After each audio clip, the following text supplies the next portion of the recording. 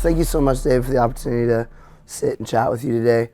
You've been thinking about a lot of the problems that we're trying to solve for really the last 4 decades, really. And I mean, one, mad respect for that.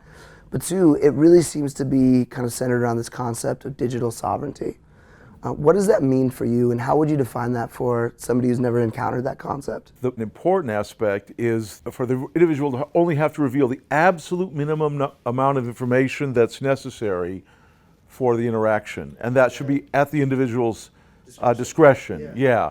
What got you interested in these questions? Like, how did you start examining and deciding that, like, what made you decide, like, I'm gonna solve these problems? I've always somehow, as a kid, been interested in power relationships.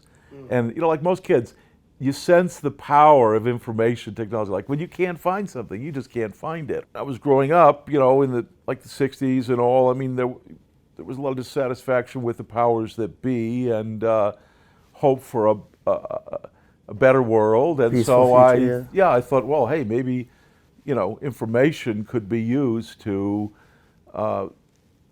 enable people to like reach their potential.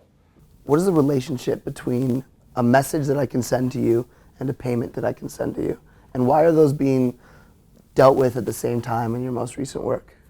The truth is that in the early 80s, at more or less the same time I proposed eCash, I also proposed what I called mixing, and that's a way to solve the traffic analysis problem, the protection of metadata, which now people are starting to realize is really the key to personal privacy. So I, around that time, went sort of back into the privacy space and tried to find some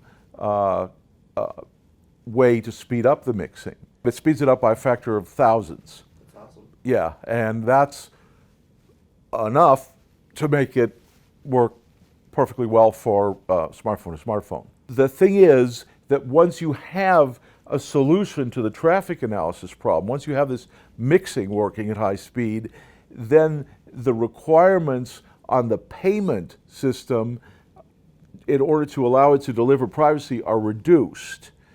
And so there's a special synergy between this high-speed mixing and a new kind of simplified digital bearer instrument payment system like the eCash, but much more compressed, that where they work together very effectively. And so that's why in the Elixxir technology, they're kind of fused together in a kind of a underlying atomic platform operation of messaging fused with payments.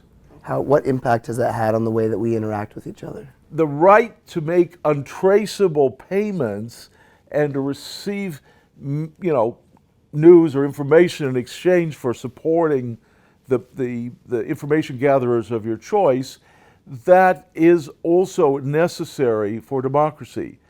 Well, David, thank you not only for your time today, but on behalf of my company, everyone that I talk to and work with in the space, thank you for all the work that you've done throughout your life to make this a possibility.